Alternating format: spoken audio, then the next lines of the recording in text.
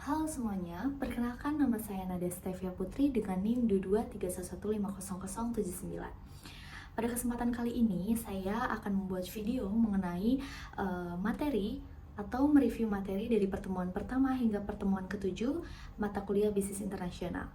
Sebelumnya, saya ingin mengucapkan terima kasih banyak kepada Prof. Roy dan juga Ibu Ganda selaku dosen pembimbing mata kuliah bisnis internasional. Baik, di sini terdapat poin-poin penting yaitu Introduce to International Business, Global Market, Global Business, Social Responsibility, International Trade and Investment, serta International Financial Market, Forex, and Management. Tentang mengapa sih harus mempelajari bisnis internasional ini? Yang pertama, untuk meningkatkan peluang karir. Jelas ini akan meningkatkan peluang karir kita. Dimana apabila kita mempelajari bisnis internasional, otomatis tingkat level kita akan lebih tinggi, dimana kita mengetahui bahwa seperti ini ya bisnis internasional dan seluas ini jangkauannya gitu. Yang kedua ada mengoptimalkan sumber daya, dimana kemampuan kita itu adalah di akademik atau non akademik. Jadi apabila misalkan kita mempunyai sumber daya diri kita yang lebih, itu juga akan menguntungkan. Yang ketiga yaitu meningkatkan inovasi dan kolaborasi. Kenapa poin ketiga ini saya cantumkan meningkatkan inovasi dan kolaborasi? Kita sudah tahu bahwa bisnis internasional itu kan lingkupnya di berbagai negara ya, dan di seluruh negara ini. Yang pertama meningkatkan inovasi, jelas itu akan ada inovasi-inovasi baru dari setiap negara apabila mereka menjalin hubungan kerjasama, yang dimana mereka itu akan saling menguntungkan dalam sumber daya, kepintaran, dan hubungan politik atau hubungan hukum yang lainnya, dimana ini akan meningkatkan inovasi. Yang keempat yaitu mengambil keputusan bisnis yang lebih baik. Jika kita mempelajari ini, otomatis kita akan tahu bagaimana kita kedepannya bisnis kita ini akan berjalan. Sedangkan kita kan sudah mempelajari bisnis internasional yang sudah pasti negara-negara yang melakukannya, sehingga kita juga pasti akan berpikir untuk bisnis-bisnis yang mungkin akan kita jalani gitu. Selanjutnya, di sini ada pembahasan tentang aktivitas bisnis internasional. Yang pertama ada ekspor dan impor, di mana ekspor ini adalah suatu aktivitas pengiriman dari dalam negeri ke luar negeri, dan impor adalah aktivitas pembelian dari luar negeri ke dalam negeri. Yang kedua ada perdagangan elektronik internasional atau e-commerce, di mana transaksi jual beli barang dan jasa melalui platform digital. Kita tahu ya bahwa sekarang itu era digital, di mana semuanya bahkan keseluruhannya itu pasti tidak jauh-jauh dari digital, sehingga masuknya digital ke Indonesia itu sangat-sangat mengubah drastis. Selanjutnya ada pembiayaan dan perbankan internasional, di mana ini adalah aktivitas perusahaan untuk beroperasi di pasar global. Selanjutnya ada pengembangan produk internasional, di mana ini mengembangkan produk dengan penyesuaian terhadap budaya internasional. Selanjutnya ada penyebab globalisasi kontemporer. Yang pertama ada kemajuan teknologi dan komunikasi. Jelas ini sangat-sangat terlihat sampai detik ini, bahkan itu akan berkepanjangan ya kan. Kemajuan teknologi dan komunikasi, kita sudah tahu semuanya menggunakan handphone, menggunakan e-commerce. Selanjutnya ada ketergantungan suatu negara dengan negara lainnya. Jelas ini yang tadi saya jelaskan bahwa pastinya ada simbiosis mutualisme, di mana akan saling keterkaitan dan akan saling kebergantungan, di mana suatu negara pasti akan membutuhkan negara lain. Seperti halnya Indonesia dengan negara-negara lain, Indonesia pasti membutuhkan bantuan negara lain, serta negara lain pasti akan membutuhkan sumber daya Indonesia, di mana Indonesia kita tahu di garis khatulistiwa yang itu memberikan banyak sekali sumber daya alamnya, sehingga mereka itu minat untuk melakukan hubungan kepada Indonesia.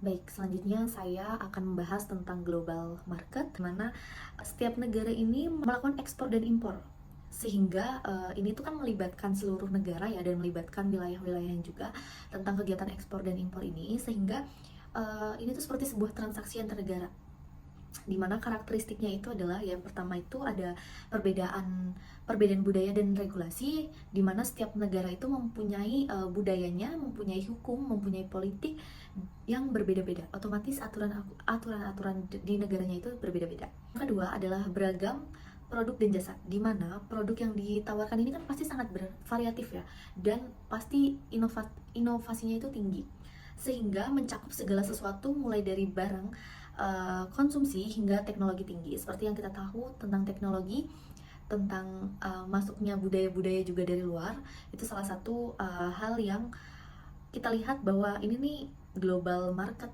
Selanjutnya ada koneksi ekonomi, di mana negara-negara ini saling bergantungan satu sama lain dalam hal perdagangan, investasi, dan aliran modal. Jadi dalam global market ini nih, kita dapat menjelaskan bahwa negara ini uh, seluruh negara ini terhubung loh gitu, dan seluruh negara ini tuh melakukan interaksi dan melakukan hubungan timbal balik gitu. Jadi kita bisa simpulkan bahwa global market adalah keseluruhan negara ya kan yang melakukan transaksi jual beli, ekspor impor, dan juga melakukan hubungan antara satu sama lain karena saling membutuhkan. Selanjutnya adalah center of business, pusat bisnis yang merujuk pada lokasi atau wilayah di mana terdapat konsentrasi tinggi pada aktivitas ekonomi dan bisnisnya. Nah, karakteristik dari center of business ini sendiri adalah yang pertama, konsentrasi dari perusahaan. Pasti setiap negara itu melihat bahwa sebanyak apa sih perusahaan yang berkumpul pada satu lokasi tertentu untuk menciptakan ekosistem bisnis gitu, untuk menciptakan suatu bisnis gitu. Dan kedua adalah akses ke sumber daya. Ini pasti sangat-sangat dilihat ya, pastikan mulai dari tenaga kerja, mulai dari modal, infrastruktur, dan juga seperti transportasi itu juga pasti akan dipikirkan, karena pasti sebelum memasuki suatu negara pasti kita akan melihat dulu kan bagaimana pasarnya, bagaimana kondisinya, apakah dekat dari bahan baku, apakah dekat dari transportasi, apakah dekat dengan tenaga kerjanya gitu. Yang ketiga adalah inovasi dan kolaborasi, di mana lingkungan yang mendorong inovasi melakukan kolaborasi antar perusahaan. Baik, selanjutnya saya akan membahas mengenai global business, di mana ini mencakup 4 poin penting, yaitu yang pertama ada legal, yang kedua itu ada teknologi, yang ketiga ada accounting, dan yang keempat ada politik. Yang pertama, pembahasan pertama itu mengenai legal. Definisi legal ini adalah suatu lingkungan yang mengacu pada peraturan undang-undang serta regulasi. Otomatis dalam melakukan bisnis internasional antar negara itu juga memerlukan regulasi, memerlukan undang-undang, dan memerlukan peraturan yang berbeda, karena setiap negara itu kan menciptakan peraturan-peraturan yang berbeda, tidak mungkin sama gitu. Dan yang selanjutnya ada teknologi. Nah, ini yang sangat terpengaruh ya, yang sangat berpengaruh, dimana teknologi ini pasti akan memberikan inovasi sebagai alat atau sistem yang mempengaruhi cara perusahaan bekerja gitu, yang bagaimana perusahaan itu beroperasi, bagaimana perusahaan itu berinteraksi, semuanya itu memerlukan teknologi. Selanjutnya ada accounting. Jadi untuk definisi dari accounting ini sendiri yaitu lingkungan akuntansi, di mana ini mengacu pada standar atau praktik akuntansi yang berlaku di berbagai negara. Bagaimana hal ini mempengaruhi laporan keuangan dari suatu perusahaan atau negara gitu. Seperti contohnya itu seperti pelaporan pajak, di mana kebijakan perpajakan ini kan pasti bervariasi ya setiap negaranya. Jadi ini salah satu faktor utamanya. Yang kedua adalah standar akuntansi internasional, di mana ini kan terdapat perbedaan standar akuntansi yang digunakan di negara yang berbeda, yang dapat mempengaruhi cara laporan keuangan disusun dan dilaporkan. Yang ketiga ada kepatuhan, di mana kewajiban untuk menyampaikan informasi keuangan yang akurat dan transparan kepada pemangku kepentingan seperti pemerintah, atau jika antar negara mau ada kolaborasi, itu juga penting. Baik, selanjutnya adalah politik, di mana lingkungan mencakup suatu politik sistem yang berbeda-beda, di mana dalam sistem pemerintahan, dalam sistem kebijakannya, dalam sistem stabilitasnya, itu semua pasti akan mempengaruhi suatu keputusan bisnis dan strateginya gitu. Yang pertama pasti ada stabilitas politik, di mana negara ini cenderung menarik lebih banyak investasi dibandingkan negara yang mengalami ketidakstabilan. Jadi yang kedua adalah kebijakan pemerintah, di mana ini pasti akan sangat-sangat mempengaruhi, karena kebijakan pemerintah itu kan pasti berbeda-beda di setiap negara. Yang ketiga ada hubungan internasional, di mana diplomasi atau hubungan antar negara yang dapat mempengaruhi akses pasar pada kerjasama suatu bisnis. Baik, untuk pembahasan saya selanjutnya yaitu mengenai tanggung jawab sosial atau social responsibility dan juga etika dalam konteks bisnis internasional. Oke. Kita akan membahas mengenai etika dalam bisnis internasional, di mana etika bisnis ini mengacu pada prinsip atau standar yang akan mendefinisikan perilaku pada perusahaan tersebut dalam konteks bisnis ya. di mana dalam bisnis internasional etika ini seringkali melibatkan perbedaan nilai dan norma di berbagai budaya.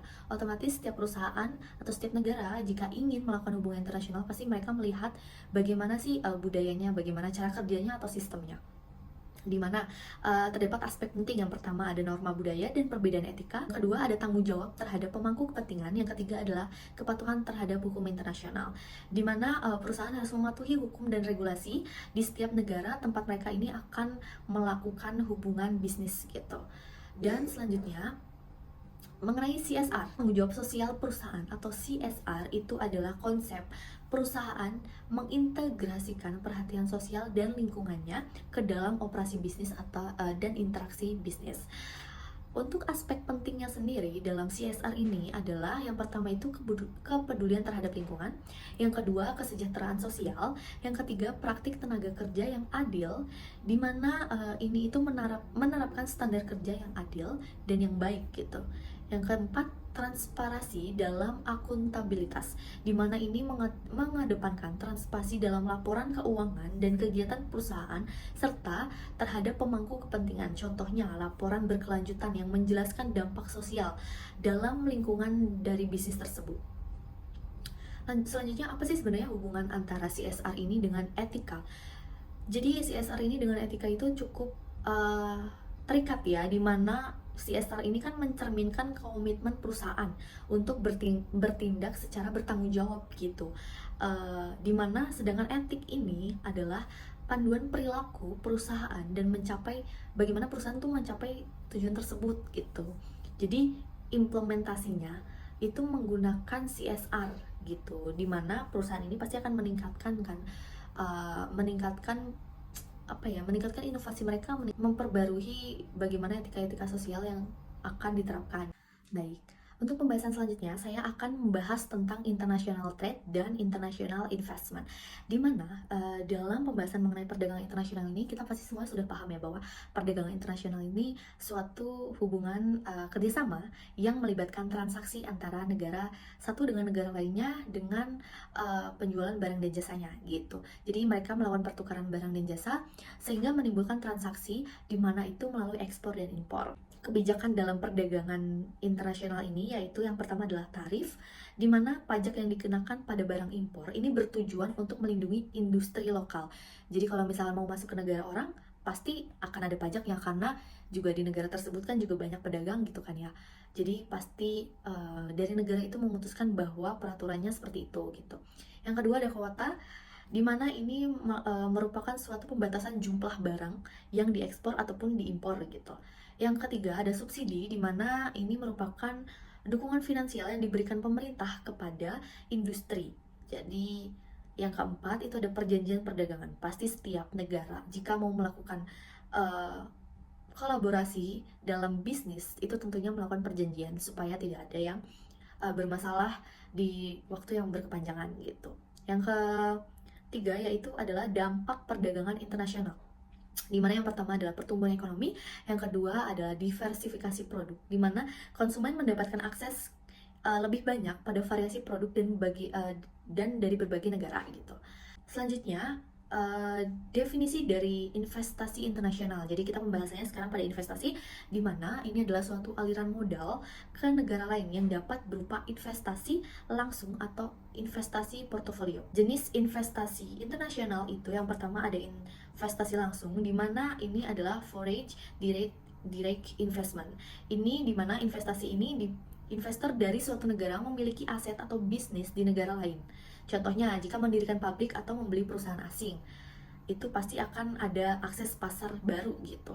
Yang kedua ada investasi portofolio, di mana investasi ini dalam suatu saham atau obligasi di negara lain, tanpa adanya kontrol langsung atas perusahaan tersebut. Yang selanjutnya adalah faktor apa sih yang mempengaruhi investasi gitu. Yang pertama ada stabilitas politik ekonomi, yang kedua ada regulasi dan kebijakan pemerintah, yang ketiga ada infrastruktur, yang keempat ada tenaga kerja. Untuk selanjutnya adalah dampak dari investasi internasional. Yang pertama adalah menciptakan lapangan kerja, yang kedua adalah pertumbuhan ekonomi yang pesat, dan yang ketiga adalah transfer teknologi.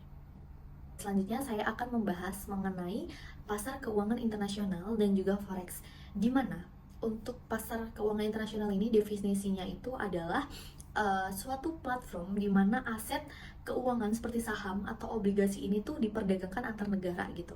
Jadi pasar ini tuh kayak memungkinkan investor untuk mengakses investasi di seluruh dunia.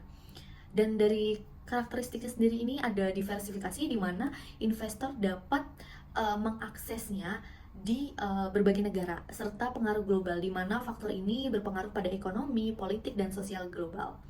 Selanjutnya saya akan membahas mengenai forex, di mana definisi forex ini adalah pasar global untuk perdagangan mata uang, di mana ini adalah salah satu pasar keuangan terbesar. Untuk faktor yang mempengaruhi forex ini sendiri adalah yang pertama kebijakan moneter, di mana keputusan bank sentral mengenai suku bunga dan kebijakan moneter dapat mempengaruhi nilai mata uang tersebut. Yang kedua ada data ekonomi, di mana indikator ekonomi seperti pertumbuhan GDP, angka pengangguran, dan inflasi dapat mempengaruhi juga. Selanjutnya, saya akan membahas mengenai International Finance Management, di mana definisi ini sendiri adalah manajemen keuangan internasional ini adalah suatu proses perencanaan, pengorganisasian, serta pengendalian dan pengawasan pada sumber daya keuangan dalam konteks bisnis internasional. Jadi ini tuh mencakup suatu pengelolaan resiko, investasi, dan keputusan pendanaan yang akan melibatkan operasi di perusahaan-perusahaan yang akan melakukan bisnis internasional tersebut. Nah, terdapat aspek penting nih dari manajemen keuangan internasional, yaitu yang pertama itu adalah pengelolaan risiko valuta asing, di mana ini itu dapat seperti mengidentifikasi dan mengelola risiko terkait dengan fluktuasi nilai tukar mata uang gitu. Jadi perusahaan ini perlu menggunakan alat seperti hedging untuk melindungi diri dari kerugian. Selanjutnya ada investasi global dan pendanaan internasional, serta peraturan dan kebijakan dan analisis kerja. Nah, analisis kerja ini mengukir dan menganalisis kinerja keuangan perusahaan di berbagai pasar internasional untuk membuat keputusan yang lebih baik mengenai strategi atau alokasi dari sumber daya tersebut. Jadi untuk kesimpulannya itu adalah manajemen keuangan internasional sangat penting bagi perusahaan yang beroperasi di pasar global. Karena apa? Karena dengan ini tuh perusahaan-perusahaan akan memahami tentang resiko, peluang, dan investasi dan regulasi yang berlaku pada negara yang mereka akan berkolaborate gitu. Baik, mungkin itu saja presentasi dan review yang dapat saya berikan dari pertemuan pertama hingga pertemuan ketujuh. Apabila ada salah dan salah-salah kata, saya mohon maaf. Terima kasih.